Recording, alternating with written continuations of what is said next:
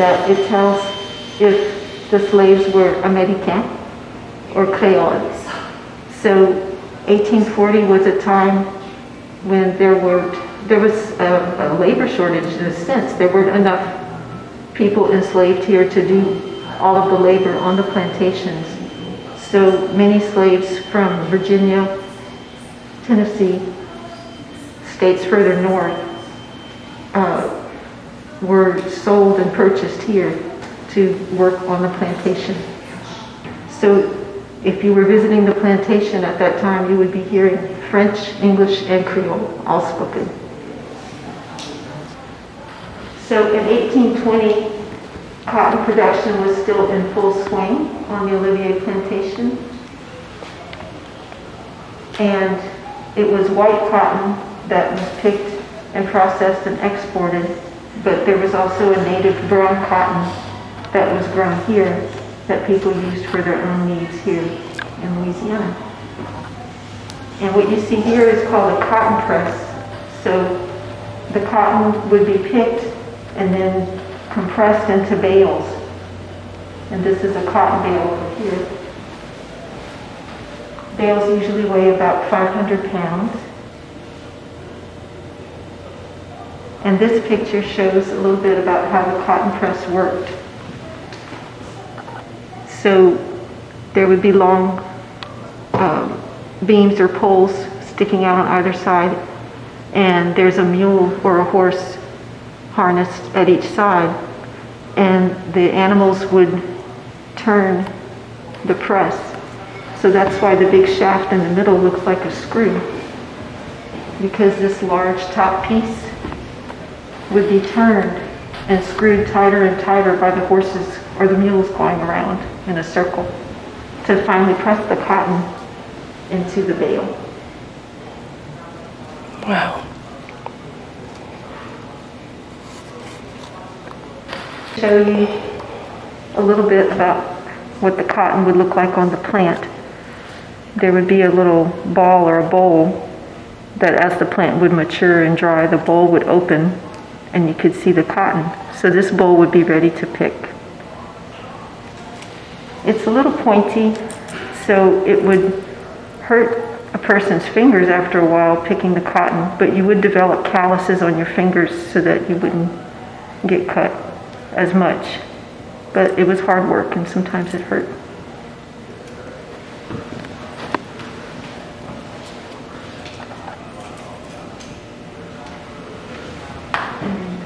So let's see, once the cotton was pulled out of the bowl, it would be like this. And often it would be the job of children to égrener, or take the seeds out. So I forgot the French words. The bowl, this here, in French is called le graveau. And the seeds are called les graines. So everybody had to égrener or dégrainer, take the seeds out and put them in a container. And the seeds could be saved for next year to plant, or they could be pressed for oil.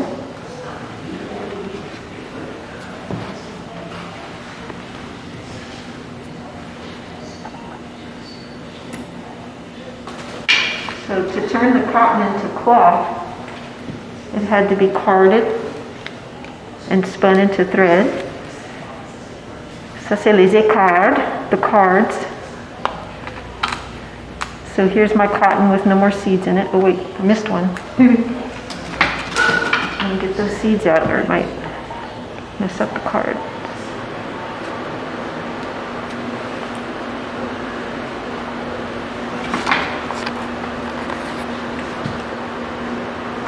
So the cotton would be put on the cards. I've got too much on there.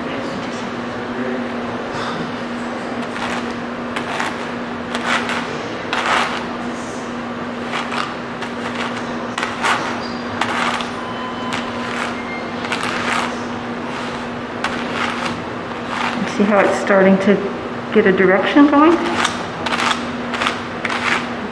So it'll be brushed out. I card it out. And I've only done this about 3 times. I'm not an expert.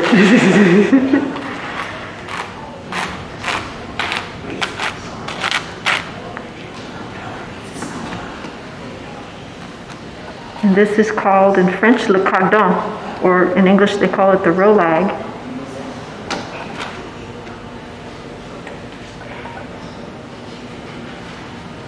And this is what is ready to go onto the spinning wheel, because it wants to stick together, see? And so now that it's here, the spinning wheel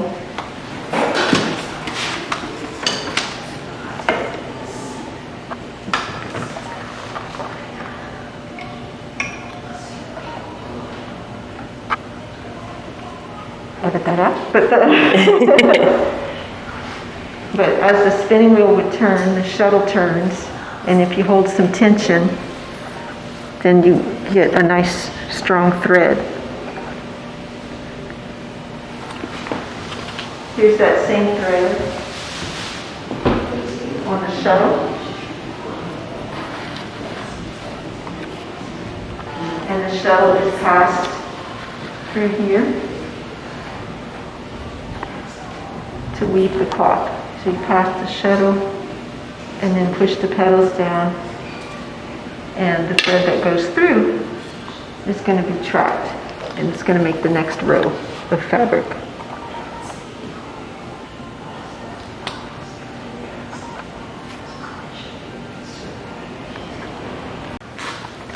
So this is Spanish moss. It's still alive. I just picked it off of the tree. Spanish moss is sort of soft and gray. When it dies, the moss turns black like this. This is a moss bale. Gathering moss was an industry up until, I would say, the 1920s in Louisiana. So this was one of those jobs that enslaved people might do after the workday or on Sunday to try to earn extra money. They could gather the moss. People had different techniques to get it from this to this. You don't want to, well, the reason is that the moss has to be like this in order to use it, and it was used to stuff furniture. It was also used to make collars. So this is a mule collar.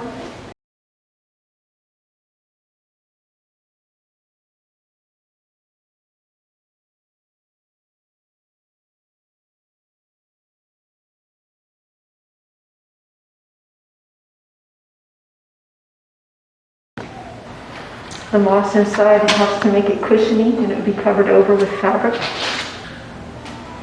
Oh, there's another collar up there. It's braided, but it doesn't have the cloth.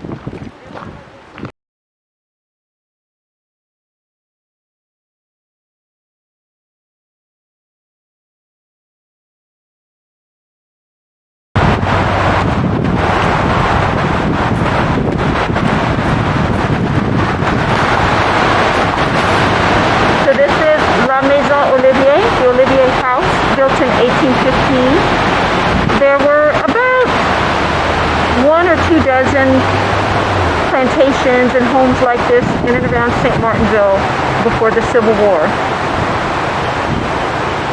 This was surely built just like the other homes by enslaved people. So you're going to see how awesome, how well built it is, how skilled they were.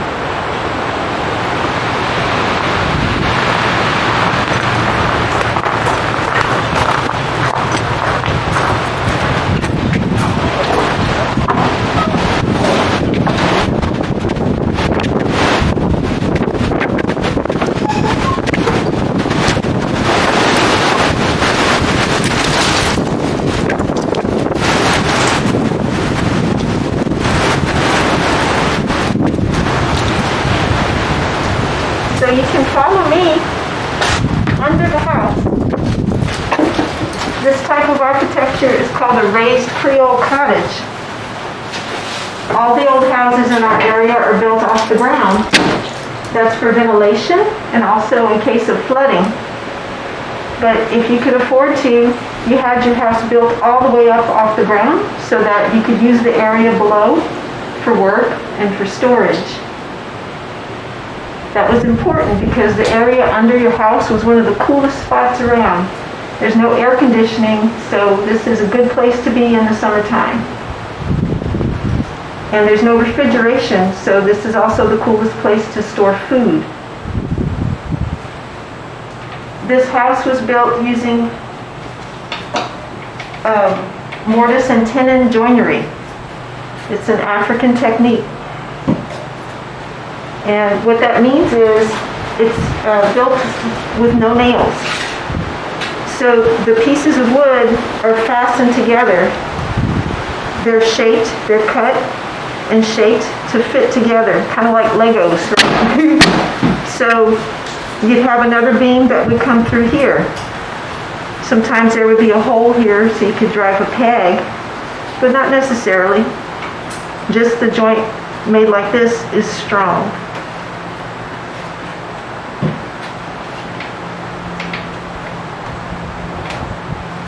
We have different tools and things here for some of the different types of jobs that had to be done to operate the plantation. Here, this is all about laundry. So no electricity in those days, so really early on everybody washed their clothes in the Bayou Teche. And you go out to the bayou, wash the clothes, and you would use a paddle like this one. You put out a board, and put the clothes on the board, and get the clothes wet, and beat the clothes with the paddle.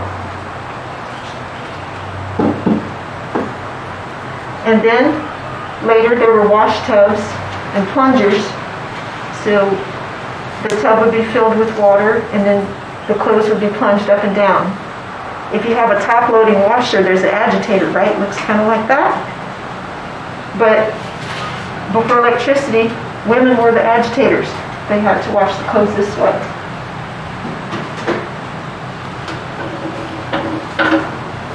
And you've probably seen this around. Nowadays, we mainly use it to play music, but this was how the laundry was scrubbed, the rub board, or le frottoir in French.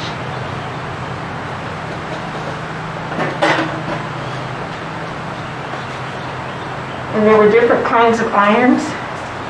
The iron would be heated up in the fire, or near the fire, and used to iron the clothes when it got hot.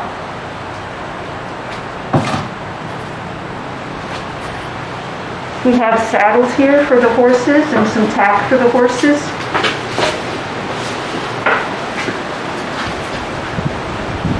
This is a lady's side saddle. This is a traditional men's saddle. I'm going to pull this right down.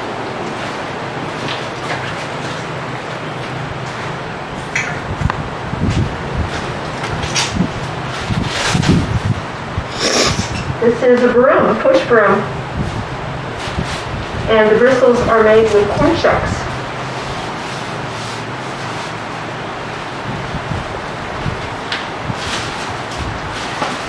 And this is a butter churn. So basically to make butter, you need cold cream and a container, and you need to either stir it or shake it. So the Colonial Churns that we see sometimes in pictures, it's more like sort of a bucket with a plunger that you plunge up and down. This is a fancier churn. It's called a swing churn. And if you notice, the handles look a little bit like baseball bats. And it turns out the company that made this churn later went on to make baseball bats. And they produced the famous Louisville Slugger bat.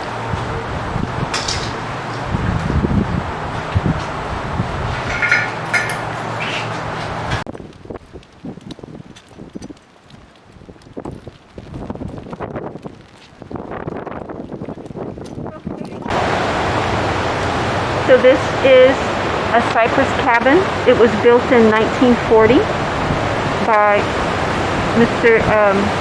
Lenis Bebe Romero, and I think it's pretty accurate because he either grew up in a house like this or he knew people who did.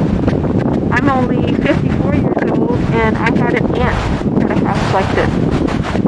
So at the park, we call this the Acadian Cabin, but it's actually a good example of how most people lived 200 years ago. So most people 200 years ago did not live like the Oliviers and did not have a lot of money. So the house looked like this one. Go on up onto the porch.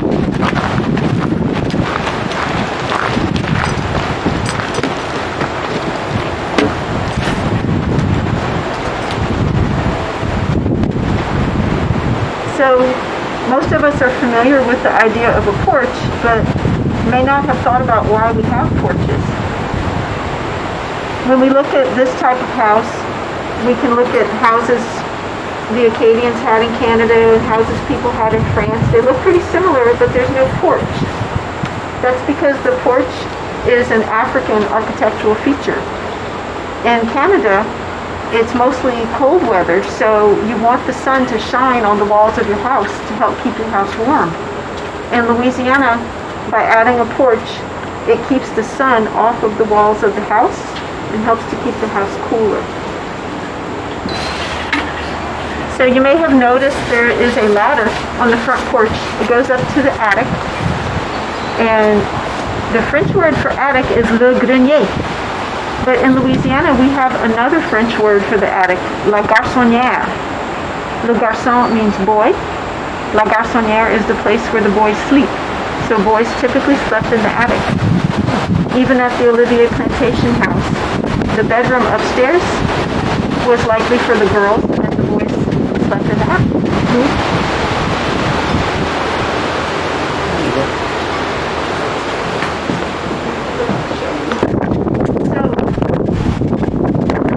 At the Olivier house, the kitchen was outside. There was a dining room, there's a bedroom, there's two different parlors, one for the gentlemen and one for the ladies.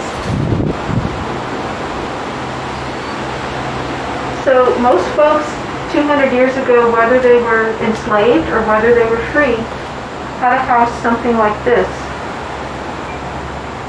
Most enslaved people were only given a bare minimum of items that they needed to live. So they were given 1 or 2 changes of clothes, a pair of shoes, a blanket, maybe a pallet, something like this, a paillasse or a little mattress to sleep on. More likely on the ground, on a platform on the ground. So, what's the purpose of that? Of this? Mm-hmm. The reason for hanging things to dry is to preserve them, because what happens in Louisiana if you leave something wet lying around? It's going to mold and mildew and rot. So herbs would be hung to dry.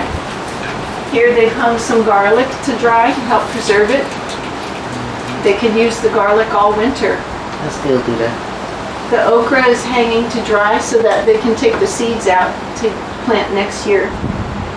This is a horn, a longhorn, and this one in particular is from a female cow, so it's not just bulls who have horns. When we're talking about longhorn cattle, the female cows also have horns. And 200 years ago, in our area, we had Spanish longhorns, and we had French cows with shorter horns. The Spanish brought the longhorns from Africa and introduced them into Texas, and came into Louisiana around Pecan Island and those areas raising Spanish cattle. The longhorns were great cattle for Texas and for this area to start off ranching because they didn't need a lot of feed. They're kind of skinny, but they're tough. So they could roam all year and make do with less water if it were a dry year, or a little bit less grass if the grass didn't grow quite as much. And here on the park, we have one cow. Her name is Kisha Bale, and her dad was a a big fat French bull, and her mama was a skinny longhorn. So Kisha is big and hefty like her daddy. She's got big long horns like her mom. We have 2 young Corriente steer back there, and they have sort of long, straight, pointy horns. We also have sheep here, and 200 years ago, people were keeping a few sheep per family or per plantation to provide for their own wool and their own needs. And any minute now, we're going to have, we hope, twins, baby lambs. The enslaved people were already working very long hours, just doing the work necessary for the cotton or for the sugar cane or for keeping the house. They worked additional hours to earn extra money. So you would think, did they ever have fun? And sometimes, fortunately, they did. Especially at the end of the harvest. So when all the cotton had been harvested or all the sugar cane had been pressed, was a time for celebration. And sometimes the owners wanted the slaves to follow the same religion as the planter's family. Sometimes they didn't understand the African American dancing because Europeans thought the right way to dance was to keep your body very straight. And part of that is probably the influence of the church. Certain times of the year the church told us that we couldn't dance and whatnot. For Africans, straight is not a good thing. They don't associate that with joy in life. Curved movement of the body is what would be more interesting and fun. And so they did different types of dances.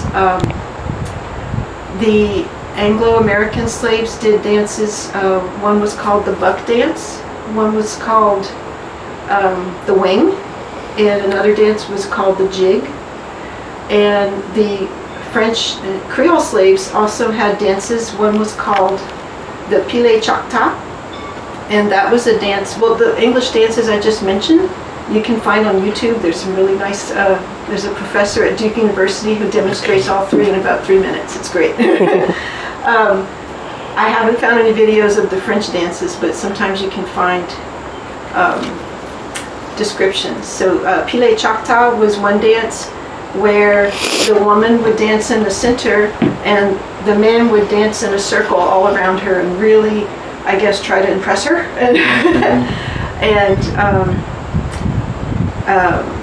He would try to look brave and fierce and kind of make some strong faces while he was dancing. There were other dances called the carabine or the carabine. Carabine means a gun, like a shotgun. I'm not sure how that one was danced. Of course, there's colinda. And some of you might have heard there's like a Cajun and some Zydeco artists have covered the song as well. Alors danse colinda, danse cole colinda. So that song comes from a dance that the enslaved people were doing called colinda. Okay. Another dance that I read about, as you can tell I like dance, is the cakewalk. So the Europeans and the American planters would do a dance called the quadrille. It came from cotillon dancing, and it was very formal, and you would sort of move around like this, right? Very formal. So the enslaved people made up a dance that kind of made fun of that. It was called the cakewalk, and that's also on YouTube. You can look up the cakewalk. So it's the same thing, but it's really kind of making fun of how silly they thought it looked, because again, the African dance is much more interesting to move your body around and to not be so stiff. What do you say?